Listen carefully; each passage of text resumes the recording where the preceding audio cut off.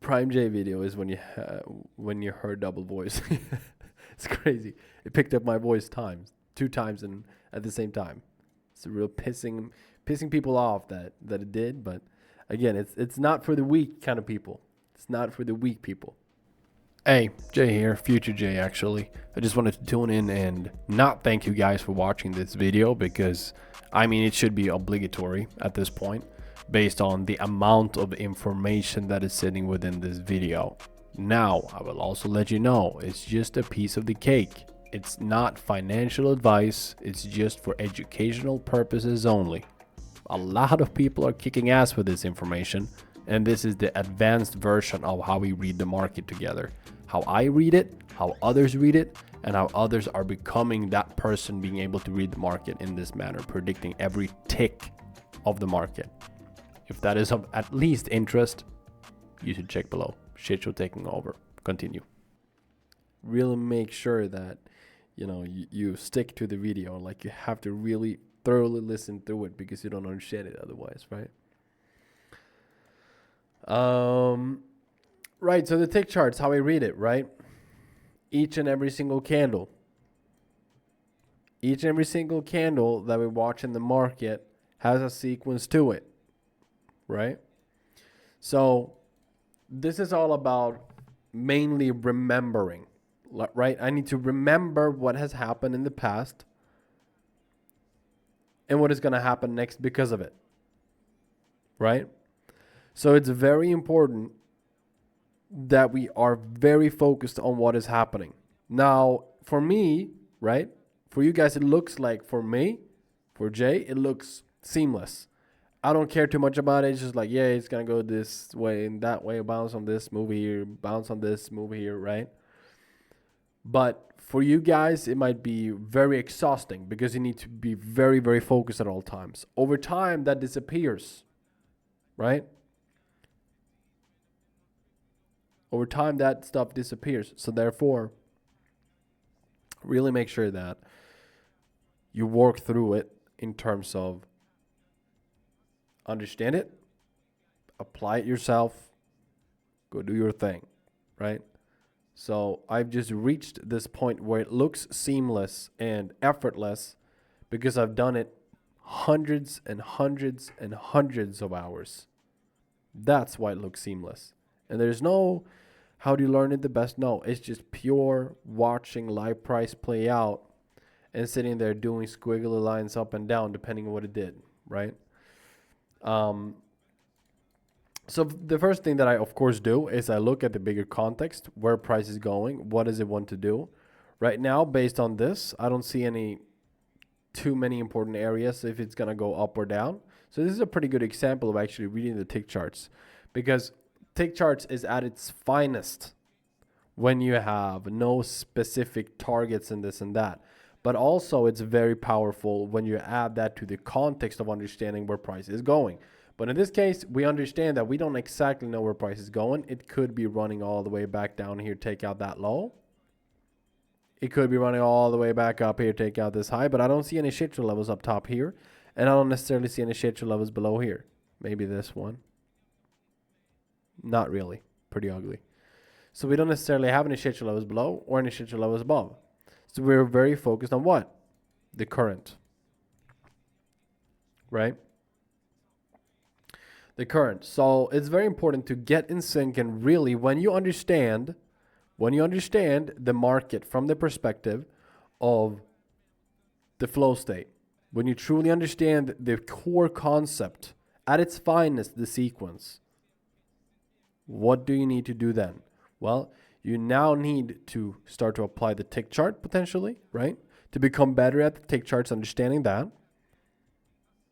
But you should also be able to very much understand when you should not, and when you should wait.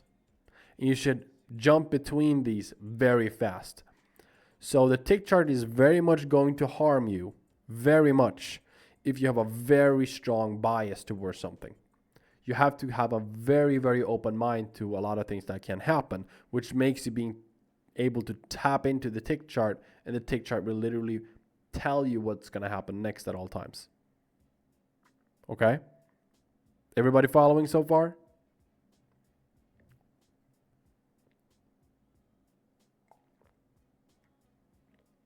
Good. Because I'm not going to sit here to talk to you guys if you don't want to listen. So it's good that you actually do listen. Right. So looking at this perspective, what do we have? What is the different scenarios? Well, clearly we could be running lower from probably this high to take out some sort of low, to create that inside 2 to run lower. I don't necessarily think that's going to happen. So I'm going to be interested in that low, for example, as an ISS 2, and then maybe run higher from here. So I think price is going to slowly move down here, take out that low, and then maybe move higher. That's my first instinct. Am I in the flow yet? Not really. So I'm not going to operate immediately on this. I'm actually a bit unsure what it's going to do. So since this is just a prediction, but not a baseline, I know exactly what's going to happen, I would be waiting here. So I'm hoping for this. It doesn't need to happen. I'm not really necessarily expecting it to. This is just what I would prefer. Now there's a big difference in what I prefer and what should happen. Very, very big difference. Because the market does not care what you think, what I think, what I want, what you want. But like I said right there, if then this, that, then this, right? If this, then that, then this, then that. So I can understand the probabilities of something happening. But it doesn't always have to happen. I'm just ready for it when it starts to happen. Like it moving down below that low, right? So I'm just watching the market, seeing when am I starting to get into the flow right now. I'm not in it yet. I just start to look into and start to feel for what the market is, how it's behaving, how it's acting up. This is the subjective mindset, right? And I'm looking to see, all right, this is just a pure prediction. I want price to go down here. Want. And when price does this right here, now I want price to do that. So there we go. We swept that low now, right? What do we do now? Now we're starting to look into where price can go, right? So right now I don't necessarily have a big feeling. It could start to move higher from 157.50 by it running down there now, like it just did. It can move. There we go. That's a bigger one. And now it's going to have to make that deciding factor to go up, right? So that's the tick chart to potentially run higher. Now, I know that we have a CBC above that red candle. So I'm not so sure if I want to take this long yet. So I would just wait. I would rather have more information in terms of CBC. So therefore, if I want to wait, I would rather see it go lower in one way or another. Or that CBC to fail, for example, above that red candle high that we talked about over here. Right? And so now it's indecisive in the tick chart. What does that tell us subjectively? Not so interested. But it should look to run that red candle higher now. There we go. And now it can start to move a bit lower because that's the CBC. So now it can run right back into, I think it was 157.75 or 72. I don't know. But the CBC is the biggest, so to say, danger against us. Can you take this long that I just mentioned? Yes. Is it very aggressive? Yes. So therefore, I probably wouldn't like to take it. And now you see why it just bounced down into 157. Moved below it. Never swept it low. So that's the 2 tick chart to run higher in the ISS. Being how many candles? 5. ISS, what do we use? Tick chart. Tick chart confirm. That was a 2 inside of there. Everybody following?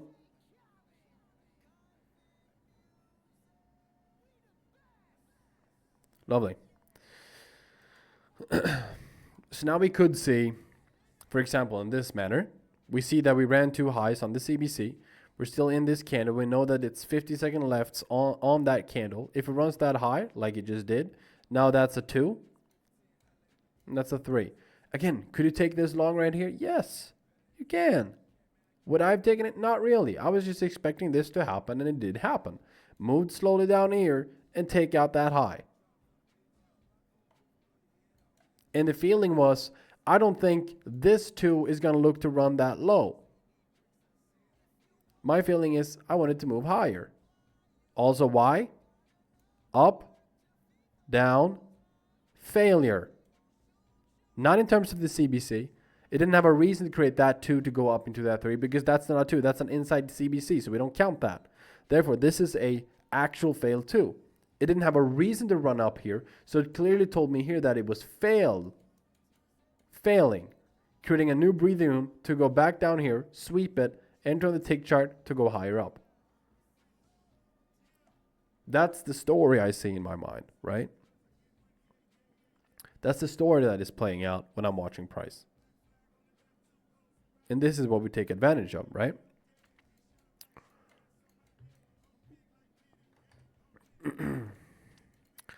So know that that's an ISS. Now we know that if we should target that or not, right? Remember, zooming out a bit again, sometimes, just like this, still on the same chart. What are we looking to target now? Wait a second, we don't have anything yet to target. So what kind of subjective manner is that putting us into? What kind of perspective is that putting us into? Well, it's putting us in the perspective of what is going to happen next. I'm not so quite sure about this, right? And if we're not so sure about it, why bother taking and operating the market? Now, can you read the tick charts just from each candle like this to predict if it's going to run into that low or not? Yes. And I'll show you exactly what I mean again now, but with a better microphone, right?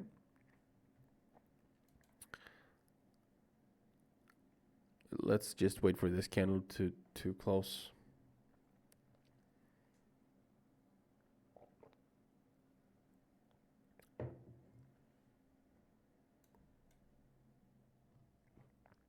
Talking about this high here, Jerm. Yeah, it looked a bit suspicious to me when I looked at it because it was pretty close, but we don't follow M and Q. I follow NQ, and it's easier that way. Just stick to one. And I would prefer you guys stuck to NQ1 hash. All right. Gosh dang it, now I missed this one.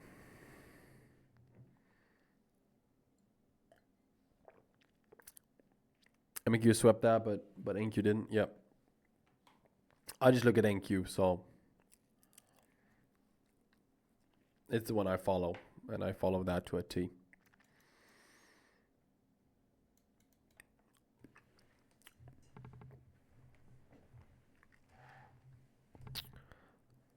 Mainly because I've seen MNQ not when MNQ has or NQ has swept something and MNQ has not.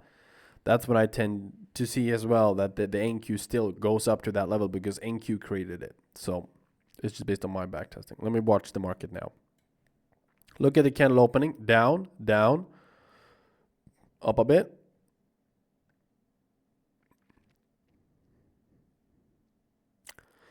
See how it acts up. Still pushing hard. Sweeping that area that you talked about, Jerm. Of course, reacting down, down, creating some breathing rooms here. See if that pushes down again below here. Okay, just went up above that breathing room. Still going higher up. Going lower, going lower. Up a bit. Down, down. Not so sure if it swept that breathing room or created that breathing room now. Down here. Now it would say that that's a breathing room. So we would need to go back up above this high. Now you put that in as a reminder of yourself, your brain, right? 262. Right? So now we can put out that 262 level over here and keep that on there, as that could be the area in which you could take a short from. Now, would you like to confirm it? Yes. But this is exactly how I read the 1 minute chart tick chart from it. Now, the question is, if price were to head back down below here to create a CBC2, which it's most likely going to do, would you still like to take that short? No, I wouldn't, because now I'm working against the CBC2, and the CBC2 is the tick charts so to say, biggest enemy. So now it'd be like, I don't know about that. So most likely we're going to see price running below that low, go back up, take out the high, and maybe even continue up higher. If it goes up and sweeps this blue line, I would still want to see a tick chart fail 2 or a 2 to the downside to move lower. So I would still look for a confirmation to run lower from that blue line. I'm not saying take a short immediately on it, but that is a 2 on the tick chart that I would be looking at.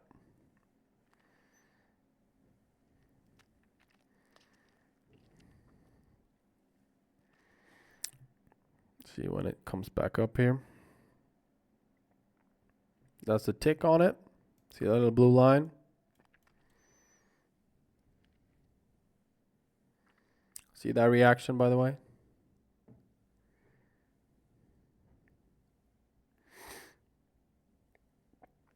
And I wouldn't necessarily look at this area in here. I would rather look at that low over here, because that's the actual CBC down below. It's going to give a little reaction up here now. But yeah, there you go. And that's what I mean. And then I would look, of course, like a confirm within here.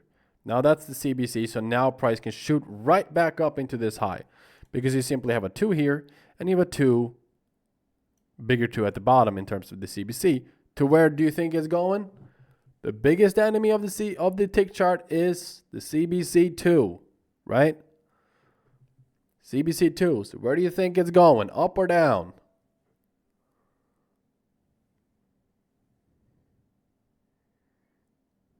You guys lost the ability to read and speak and all of those things.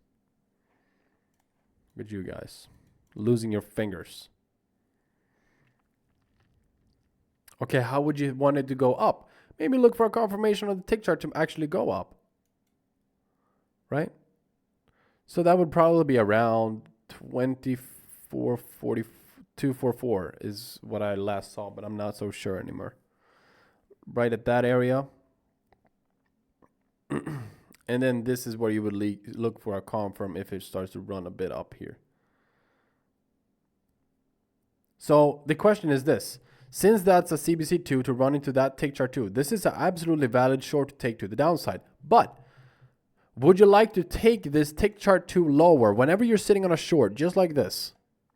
If you're sitting like here, right here. I'm not even saying if that 2 CBC is going to work to the upside. It would be likely to do it. Probabilities, right?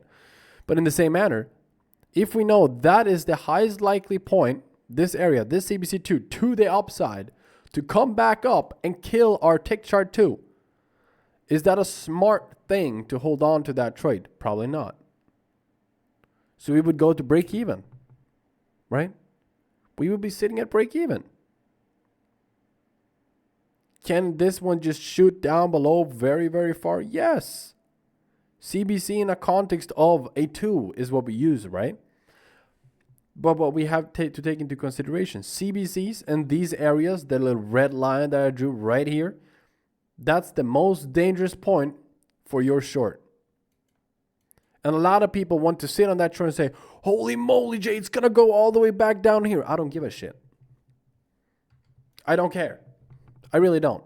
I don't care if it's going to run 500 billion points to the downside or not, because I know that the CBC has a very high likelihood, this very area right here, to come back up and take me out. Very high likelihood. So why bother? Get me into a tick chart, get me out of it, wait for a new setup, take the new setup, get me out of it, wait for a new setup, get me out of it, wait for a new setup, get me out of it, again and again. And then the question is, do you have the right to make money at that time? No. I just take the highest probability move from the upside, from that blue line, to go lower, to let go of it, when the probabilities change against me, and then it's going to have to convince me to get in again if that is the case. Right?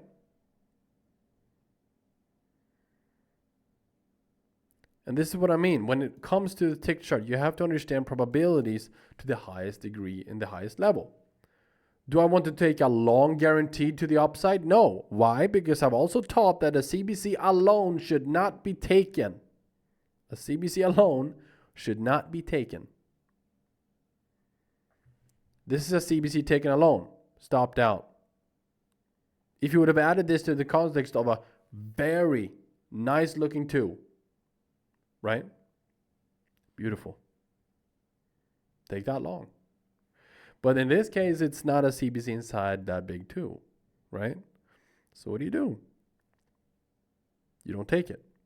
CBC is to be applied to the bigger perspective, right? You never look at the actual tick chart, correct? That is correct, sir. I might do it when I trade the on my live account. I don't have it up right now. Now I'm just teaching it, right? And talking about it. So I don't have it up right now, but I tend to just have it by the side. But this is how I actually read it, because it's easier for me to read everything from the 1 minute chart, because it's less information to take in for my brain to process. And I would rather keep my brain clean when I'm trading rather than have too much, right? Pretty minimalistical, right? So it's too much for me if I sit there and watch every single little tick up and down on the 25 tick chart, for example. I would rather just, I can have it up just so I know where I should push my stop. Well, I know where I should push my take profit, where I should look to get out, but I still read it better from the 1 minute chart.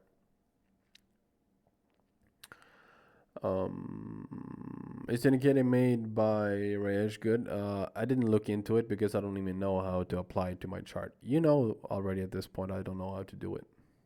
People talking about pine, this and that. You lost me immediately. Immediately, you lost me. It's like, well, thanks for your time, buddy. And thanks for sharing your very great knowledge.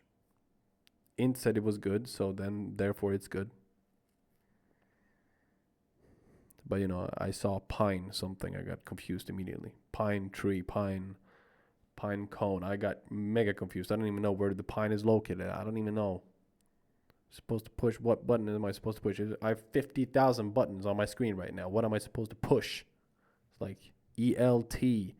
What the shit is this? Quick search. I don't even know what that means. I know the picture. I don't know that's the settings bar, but that's about it, right? But you see this? Why bother taking a short all the way back down here? Oh my God, I'm sitting on the longest move of all time. Stupid. Dumb. Get out, take your money where your probabilities change against you. Now, I had somebody ask me, where do you take your profit and where do you take your stop loss? Where do you take your profit, Jay, and where do you take your stop loss? Where I'm supposed to take it. I put my stop loss where my idea is invalidated. That's what a stop loss is for. It's not to sort of comfort you. I'm comforting you. Your ego. That's not what it's supposed to do. What it's supposed to do is to put you in a position where you say, this is where I am guaranteed wrong. That's where you put your stop loss. Now, that can be different for a lot of people. But people tend to mess around with these warnings and all of that. Take your profit. Let your winners run. Stupid. Dumb. Retard. What do you mean, let your winners run? Set and forget. Okay? Well, you're stupid. Because you will know when you should get out of your position and when you should not. And if you leave the market where you were up multiple hours, like in this case, you would have been up 4 hours in this trade, and it comes back to take you out, you deserve it. 100% you deserve it.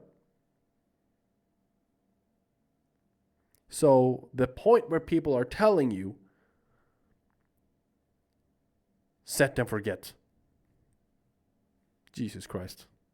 Throw me at a wall sideways. I do not listen to people that say set and forget. Because the whole point there is, let me just hope that this goes to where I want it to go. Instead of saying, if it goes up here, And it tells me, this is what I'm thinking. If it goes here, this is where it's going to, where the higher likely the probabilities are changing. Why would I be sitting in a stupid ass trade, up 5 hours on a trade, to reach 7 because I want to set and forget? That's a pure example of coping with your ego, coping with your feelings. You are accepting the dumbass feelings that you should not be able to have anymore. The feelings that are holding you back, you're now saying, hey, you're all welcome to live in my head rent-free. Come on and live here because I set and forget. Stupid. Dumb. Completely dumb. You get out when the market tells you to get out. And if you have a system that does not tell you where to get out, you should not be trading that system. I'm straight to the point with that. If you have a system that tells you not where to get out, you shouldn't be operating that system because that's a flawed system. If you don't know, based on your probabilities in your favor and against your favor, where you should put your stop loss, you should not trade that system. If you put your stop loss based on feelings of how much you want to lose, you're stupid. You're dumb. So what you need to do is focus down on a system that clearly tells you this is where I get invalidated. Why? Because I am wrong. Me, right? Me right here. I am wrong. And where I'm wrong, guess what? That's when you lose money. Crazy idea, right? So the stop loss and take profit is purely there for you to actually know where the probabilities change against you, where you are invalidated because you are wrong.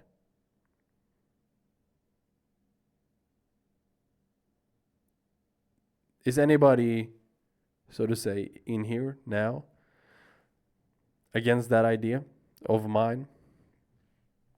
Or are you too afraid to let me know?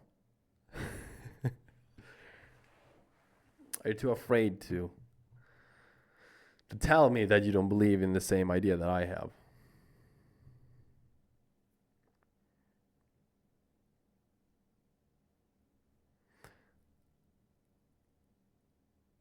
Because I mean think about it, right? Think about it. Imagine how many models and systems out there that tell you you should always have a 1 to 2R fixed ratio. Do you guys understand how dumb that is? Because you're getting in on a trade based on an idea of it gave me the entry. The market gave me the entry, the confirmation of my idea being right. So what happens now is, well, other people that want to enter on the downside, wouldn't they be thinking the same? Yes. But now you're focused on 1 to 2R because you don't want to hit your feelings. You care so much about your own feelings as a man, which is strange already and very gay. And therefore, now you're like, oh, let me just cope with my feelings. Let me just sit and just feel a lot. Or you know what? I don't want to touch my feelings because it's scary. It hurts a bit. Okay? Rainbow person.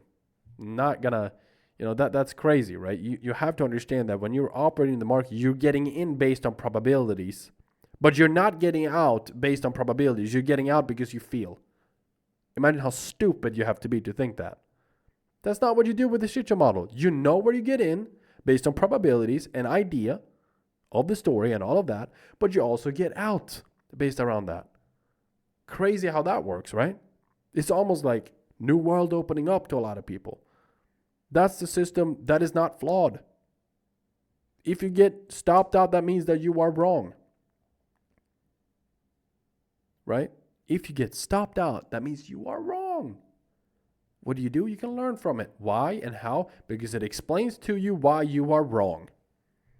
By studying after you take a loss. It explains to you why you won after you took a win. And it can't be more simplistic and calm than that. You always know what to work on. You always know what to focus on. So whenever I get stopped up with the ticks, get stopped up with the CBC, get stopped up with this and that, I know that I'm wrong because I put my stop at the area in which it tells me that I am wrong.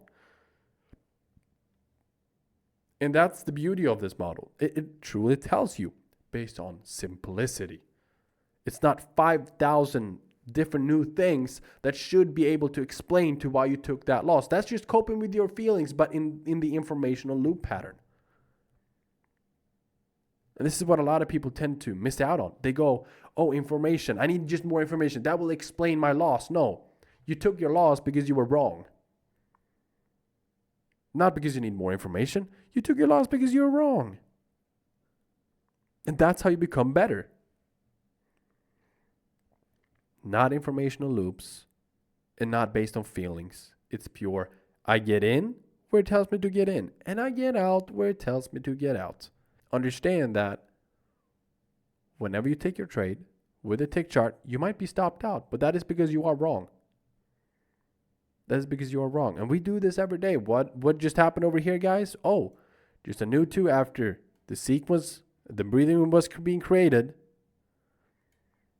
Into that 2 to take it to the upside, probably with the tick charts around this area.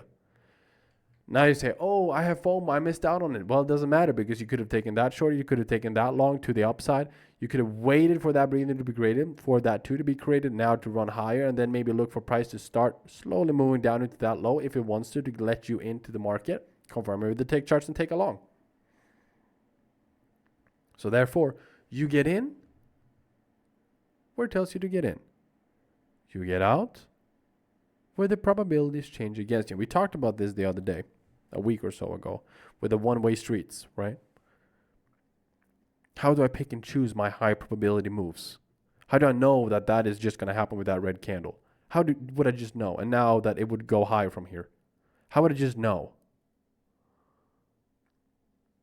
Because it's the one-way streets that I'm talking about, right? We're talking about the one-way streets.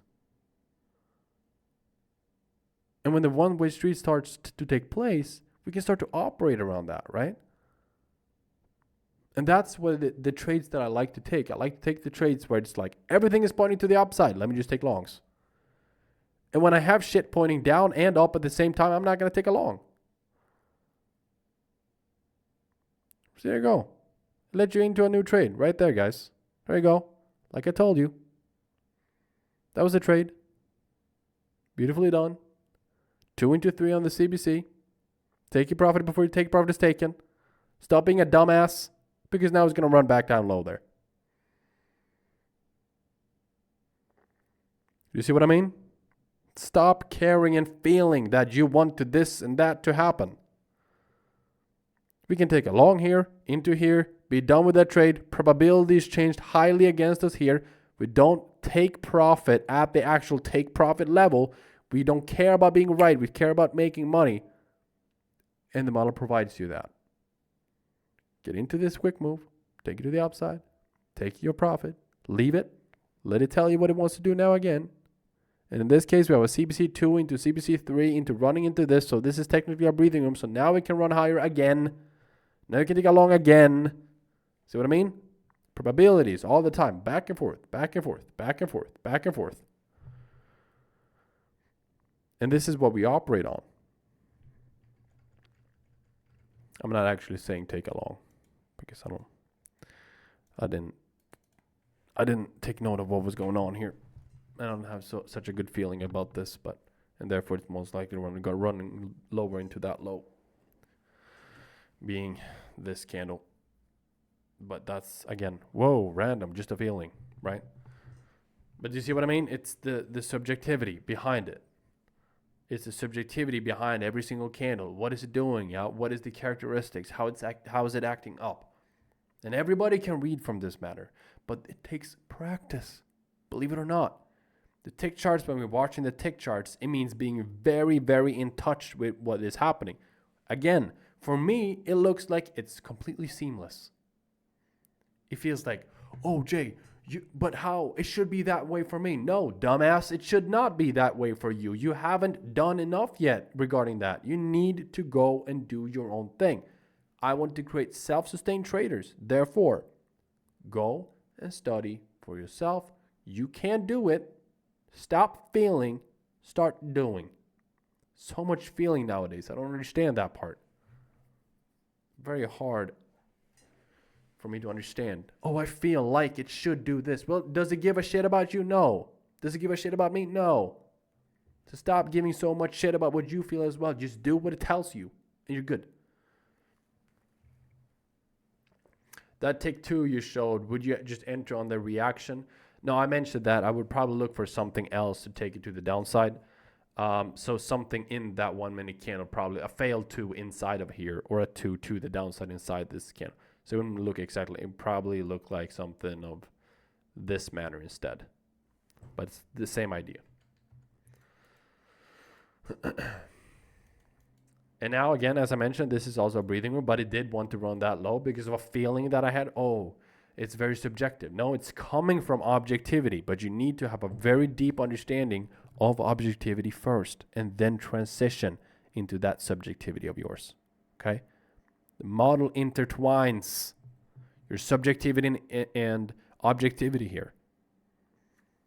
And there's nothing like it, in my opinion. But I'm also biased towards it. Did anybody see if the 258 was a low of a breathing room? Because I took a quick note that it stopped.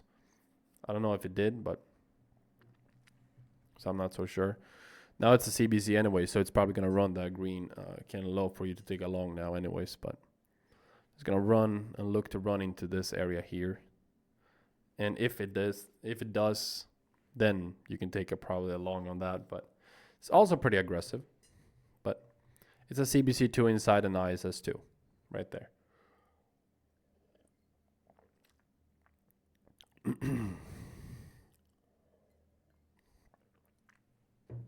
Has about 30 seconds to do it.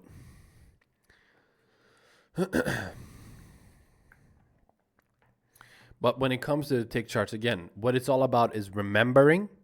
Let me just remember what is happening. Remember the up and downs in every single candle. Like, for example, here. Now it can start to move lower. If it really wants to go lower and take that CBC, it can move down now. Right? Because I remember that area. I'm not saying it's going to. I'm saying if it wants to, like it just did, it could run lower now. And that's my point with remembering what is going on. Okay? So this is how we start to operate here. That's the CBC2 now, right? We made an equal. It should probably start to pump. So that's a tick chart 2 into a CBC2 to potentially run higher here. You might want to actually sweep it one more time here to truly get it. But then it could go up if it really wants to. So you see what I mean? That's the actual sweep on it. See how we went one more tick below it, and now we can start to go up a bit. Did we move back up into... No, that was the equal level, right? Yeah, it was. So now it's still in that CBC2. So now we can run that little high there, 273.75. There you go. Like that. And now we can react down a bit. Just like that. And it should be able to react back up here in just a second. I don't think that was enough, but maybe it was. It's getting stuck here because of all those highs up top, but more of these tick chart reading on 1 minute sessions, please. I know it's simple, but seeing you do it helps a lot. Yeah, that's fine. So that's the CBC failed to now, right?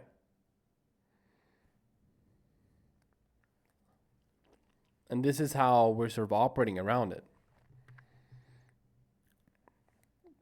Would you still take a short on this? No. Would you take that CBC to the upside? No. Well, maybe, actually. So But no, not really. It's too close to the high. I would rather see a CBC down below here.